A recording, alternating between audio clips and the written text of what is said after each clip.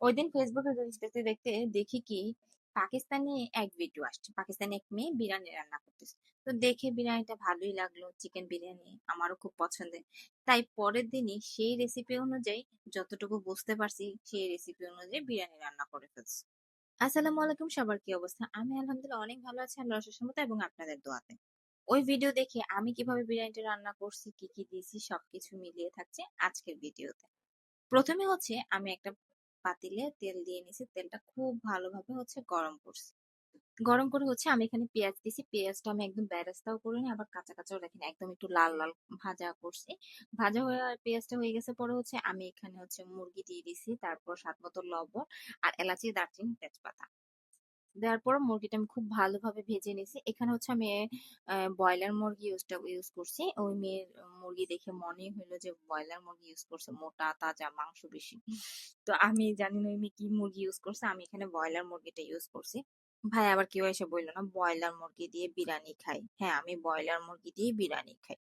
তারপর মাংসটা খুব ভালোভাবে ভাজা হয়ে গেলে এখানে আমি টমেটো কিউব দিছি, টমেটো কিউবটা একটু ভাজা ভাজা করে দেন আমি এখানে আদা বাটা, রসুন বাটা আর জিরা বাটা দিছি। জিরাটা আমি সাথে সাথে বেটে দিছি, তাহলে টেস্টটা ভালো আসে।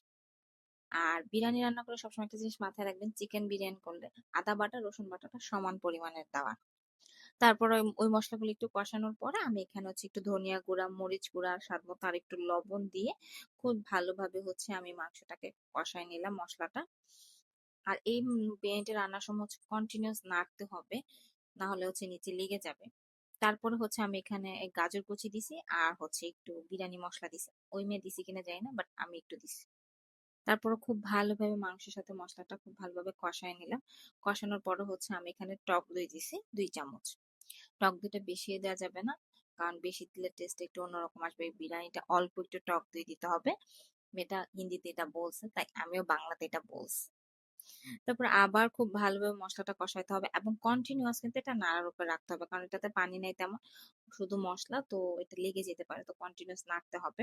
মাংসটা যখন একদম 80% হয়ে গেছে তখন আমি এখানে পোলার চাল দিয়ে দিছি। পোলার চালটা মাংস মশলার সাথে খুব ভালোভাবে মিক্স করতে হবে। মিক্স করে এখানে আমি ঠান্ডা পানি দিব। আমরা কিন্তু বিরিয়ানি করলে অথবা পোলাও রান্না করলে আমরা গরম পানি দিই, বাট এখানে আমি ঠান্ডা পানি দিছি।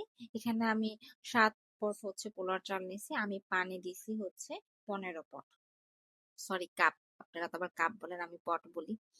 তারপর এই তো নর্মাল এজ কাঁচামরিচ দিব, একটু কেওড়া জল দিছি, কেচমিচ দিছি, সব দিয়ে টিয়ে একসাথে 15 মিনিটের জন্য দমে বসায় দিছি। একদম 15 মিনিট পর ওঠানোর পরে এই যে এরকম একটা লুক আসবে না, যদি এটা ভেবে থাকেন এরকম লোক আসবেন না।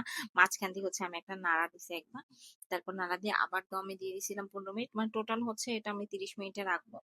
ফার্স্ট 15 মিনিট পানিটা শুকানোর জন্য, তারপরে 15 মিনিট একদম প্রপারলি শুকায় যাওয়ার জন্য চালটা।